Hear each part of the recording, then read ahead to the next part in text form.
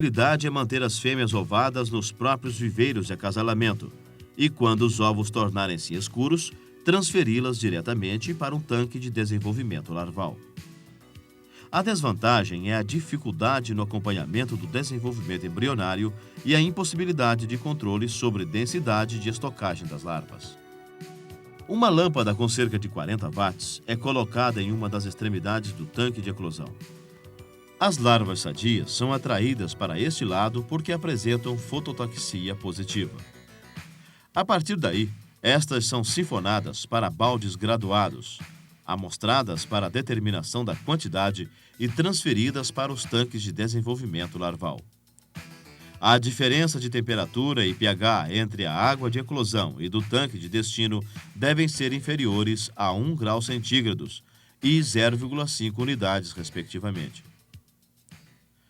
Os tanques de desenvolvimento larval devem ser construídos no interior de galpões, protegendo-os e mantendo estável a temperatura da água. No entanto, a existência de boa ventilação e a entrada de luz natural são fundamentais. Podem ter tamanhos variados, com capacidade de meio até 8 a 10 metros cúbicos. Devem apresentar as paredes internas escuras e serem dotados de um sistema de aeração, conectado a um compressor radial do tipo soprador. O povoamento das larvas pode ser feito colocando-se 80 a 100 indivíduos por litro de água. Elas devem ser alimentadas a partir do segundo dia, após o povoamento, com uma refeição diária de artêmia às 17 horas. Veja como manejar os cistos de artêmia. Coloque os cistos para hidratar durante 1h30 a 2 horas na concentração de 70 gramas de cistos por litro de água doce. Mantenha aeração e iluminação constantes. Após esse tempo, filtre os cistos em pulsar de malha de 125 micras e lave-os com água corrente. Coloque os cistos lavados em solução descapsulante. O preparo desta solução pode ser obtido no manual. Misture a solução sem parar. Adicione gelo, não deixando que a temperatura ultrapasse 36 graus centígrados. Quando a suspensão passar de marrom cinza para alaranjado, a descapsulação estará completa. Filtre a suspensão em pulsar e proceda à sua lavagem em água corrente até desaparecer o odor de cloro. Após um pequeno repouso em recipiente com água doce para a decantação, coloque os cistos para eclodir em garrafões, abastecidos com 15 litros de água salobra a 5 partes por 1000. Mantenha a iluminação e a aeração constantes. Os cistos levarão de 15 a 24 horas para eclodir. A partir do 15º dia, quando as larvas atingem o 7º estágio, além da artêmia, deve ser fornecida mais 2 refeições de ração inerte, sendo uma às 8 horas e outra às 12 horas. Veja o preparo da ração inerte para as larvas. Lula, 50 gramas. Filé de peixe, 50 gramas. Leite em pó, 20 gramas. Farinha de trigo, 10 gramas. Premix mineral e premix vitamínico, 4 gramas cada. Ovos, 4. Óleo de fígado de bacalhau, 2 mililitros. E água, 200 mililitros. Junte todos os ingredientes no liquidificador e bata até formar um creme. Cozinhe em banho-maria, aguardando cerca de 20 minutos após a fervura da água, de modo a se obter uma massa semelhante a um pudim. Antes de ser fornecida aos animais, a ração deve passar por uma peneira de malha fina, adequada ao tamanho das larvas, 0,25 a 1 milímetro. A quantidade de ração oferecida depende do estágio de desenvolvimento larval e deve ser suficiente para que todas as larvas apreendam um grânulo a cada refeição. O fornecimento de artêmia deve garantir uma concentração mínima de 5 náuplios por mililitro de água. Diariamente, deve-se determinar o teor de nitrito. Se ele for alto ou houver resíduos visíveis no fundo do tanque, proceda ao sifonamento com o auxílio de uma mangueira, sempre junto ao fundo. A duração do período larval Quando as condições são adequadas, é completado em 30 a 40 dias. As larvas nadam com o dorso voltado para baixo e a cauda para frente, enquanto que as pós-larvas caminham sobre o fundo, com o dorso voltado para cima. É assim que conhecemos a passagem de um estágio para outro. Além disso, as pós-larvas são como adultos em miniatura. Quando cerca de 90 a 95% dos animais completarem o processo, devemos realizar a colheita, desprezando os retardatários. A produção média é de 30 mil a 50 mil pós-larvas por metro cúbico de tanque, podendo atingir até 80 mil no sistema fechado. As pós-larvas devem agora ser mantidas em água doce. Após a aclimatação, os animais são transferidos para os tanques de manutenção, onde podem permanecer por até 15 dias, até que eles sejam transferidos para os viveiros de engorda ou sejam comercializados. Nestes tanques, a densidade varia entre 2.000 e 5.000 indivíduos por metro quadrado. As pós-larvas devem ser transportadas em sacos plásticos resistentes, preenchidos com água dos próprios tanques de manutenção das pós-larvas, para evitar choque de temperatura, pH ou qualquer outro parâmetro. Pode-se colocar 200 pós-larvas por litro de água. O ideal é manter a proporção de 1/3 de água para 2/3 de ar. Isto possibilita que o oxigênio contido na camada gasosa se dissolva à medida que vai sendo consumido pelos animais. Os cantos inferiores devem ser presos com fita adesiva para impedir que os animais fiquem retidos nos cantos. A boca do saco, dobrada 2 vezes e fortemente amarrada. A temperatura da água deve ser diminuída para abaixar o metabolismo e, consequentemente, reduzir suas atividades e necessidades respiratórias. Os sacos devem ser acondicionados em caixas de isopor. É importante que o transporte das pós-larvas seja o mais rápido possível para evitar o estresse que pode levá-las à morte.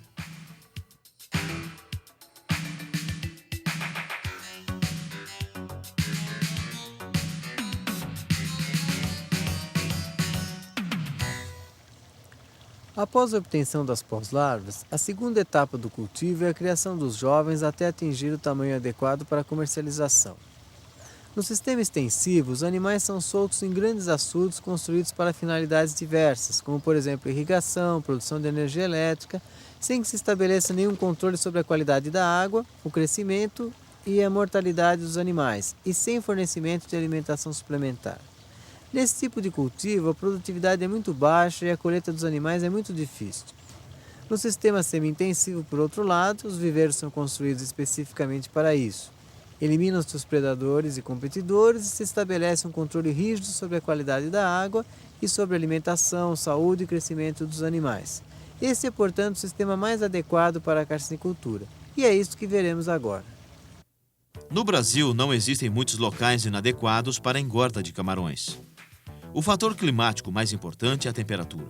Uma área pode ser utilizada para o cultivo sempre que apresentar um período de 7 meses com temperaturas médias mensais superiores a 20 graus centígrados. É considerada boa quando as temperaturas médias mensais forem sempre superiores a 20 graus centígrados e ótima quando estas temperaturas variarem entre 25 e 30 graus centígrados. Embora os jovens e adultos possam viver em água salobra, é em água doce que eles melhor se desenvolvem e crescem. Desse modo, o local deve possuir água doce em abundância e de boa qualidade. Geralmente, uma vazão média de meio metro cúbico por minuto é suficiente para suprir, com folga, um conjunto de viveiros com uma área de 1 hectare. A água deve ser suficiente para, após o preenchimento dos viveiros, compensar as perdas por evaporação e infiltração no solo e garantir um fluxo contínuo através dos viveiros. O ideal é que a fonte de água seja de nascentes localizadas no interior da propriedade. O solo não deve ser muito argiloso ou muito arenoso. O ideal são solos barrentos. Áreas ligeiramente inclinadas, com uma declividade de 2 a 5%, são as mais indicadas. Embora os viveiros possam ser feitos através de uma série de barragens interceptando o curso d'água, estes não são adequados para o cultivo de camarões, pois apresentam uma série de inconvenientes. Preferencialmente, os viveiros devem ser alimentados por um canal que desvia a água do caudal principal e dotados de abastecimento e escoamento individuais. É conveniente que todos os viveiros possuam a mesma forma e tamanho para possibilitar a utilização do mesmo equipamento em todo o conjunto. Eles podem variar de 0,2 a 0,5 hectares. Viveiros muito grandes são de difícil administração, enquanto que os muito pequenos apresentam um custo relativamente mais elevado. A profundidade média ideal é de aproximadamente 90 centímetros, podendo variar entre 80 centímetros a 1,20 m. Para facilitar o escoamento da água, o fundo deve ser ligeiramente inclinado em direção à lateral que contém a comporta. Uma declividade de 0,5% a 2% é suficiente. As paredes laterais são formadas pelo próprio solo, devendo ter entre 0,5 metro a 80 centímetros acima do nível de água previsto. Devem formar um ângulo mínimo de 45 graus com o fundo, para se evitar o desbarranqueamento. A crista, ou seja, a parte superior das paredes laterais, deve ter pelo menos 1 metro, assim como a porção das paredes laterais, que não ficará em contato com a água, deve ser devidamente gramada. Junto à abertura interna do sistema de drenagem, deve ser construída uma caixa de captura, onde muitos camarões ficam acumulados quando o viveiro é esgotado. O abastecimento e o escoamento devem ser, sempre que possível, por gravidade, para se evitar gastos com bombeamento. Se a água provém de uma represa, deve ser captada da superfície, pois é nesta faixa que se encontram maiores concentrações de oxigênio, fitoplâncton e zooplâncton. Na captação da água deve haver um filtro que impeça a entrada de animais indesejáveis nos viveiros. Qualquer que seja a fonte de água, ela pode ser conduzida aos viveiros através de canais construídos no solo a céu aberto. Esses canais permitem a elevação da temperatura e do teor de oxigênio dissolvido na água. Também com a finalidade de aumentar o teor de oxigênio dissolvido, os canais podem ser construídos em escada e transportar uma delgada lâmina de água. Na entrada de cada viveiro deve ser construída uma caixa de alvenaria, que recebe a água do sistema de abastecimento e a transfere para um tubo de PVC. Este tubo deve ficar cerca de 60 centímetros sobre a superfície da água para aumentar a sua oxigenação e cerca de 1 metro da margem para evitar erosão devido à movimentação da água produzida pela queda. O escoamento da água deve ser proveniente do fundo, pois é aí que se depositam e se decompõem todos os detritos. O sistema deve possibilitar a drenagem total do viveiro e, por isso, deve situar-se em sua parte mais funda e no lado oposto ao ponto de entrada da água. Em viveiros pequenos, podemos utilizar cano de PVC conectado à extremidade externa do tubo de escoamento. Qualquer que seja o tamanho do viveiro, a utilização de caixas de escoamento é sempre o melhor sistema para a saída da água. O sistema denominado Monge é o mais indicado. Ele pode ser instalado dentro ou fora do viveiro. Frequentemente é necessário corrigir as reservas alcalinas da água para evitar grandes oscilações de áreas de pH. Para isso, deve ser espalhado sobre a terra úmida pó calcário ou cal, sendo esta última um eficiente desinfetante. A quantidade de calcário utilizada vai depender principalmente de características do solo e da água de abastecimento.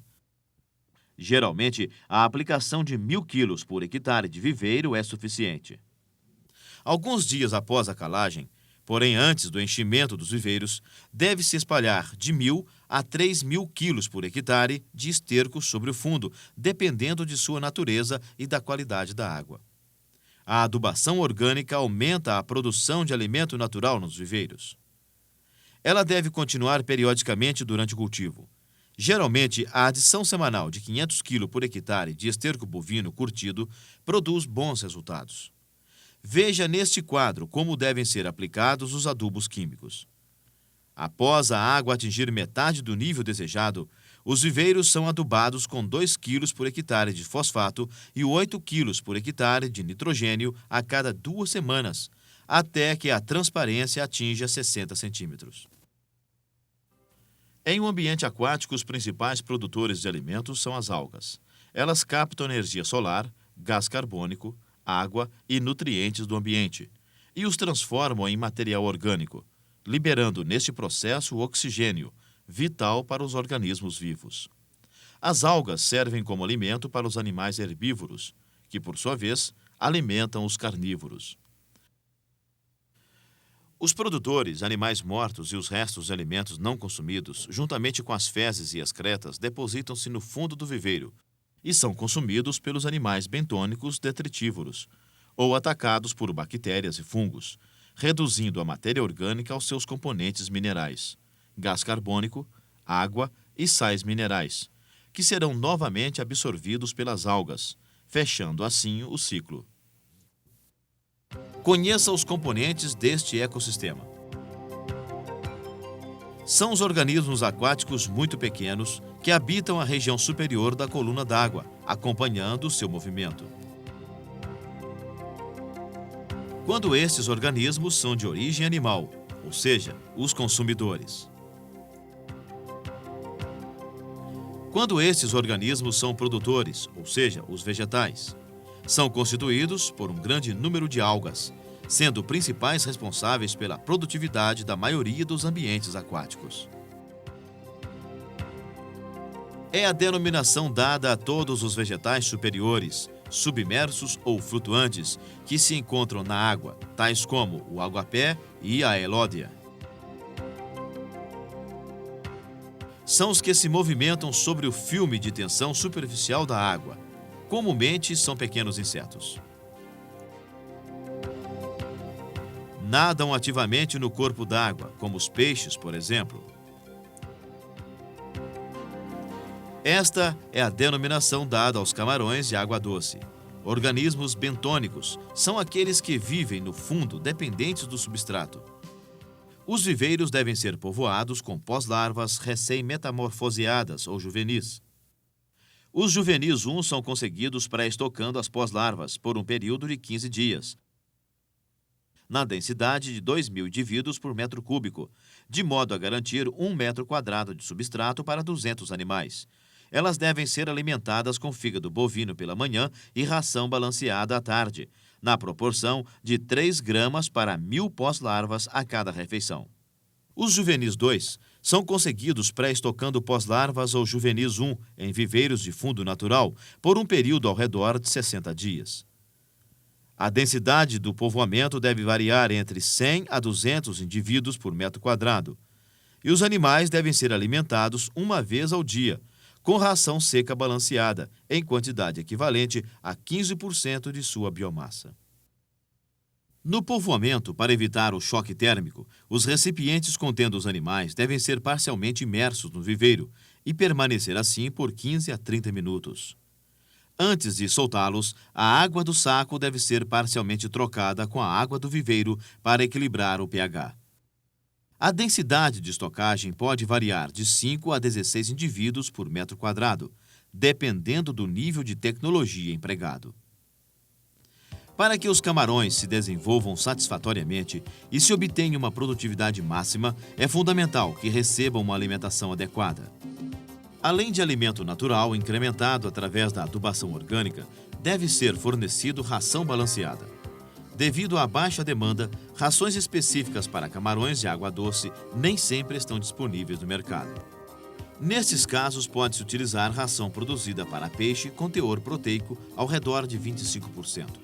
Ela deve ser peletizada e estável na água.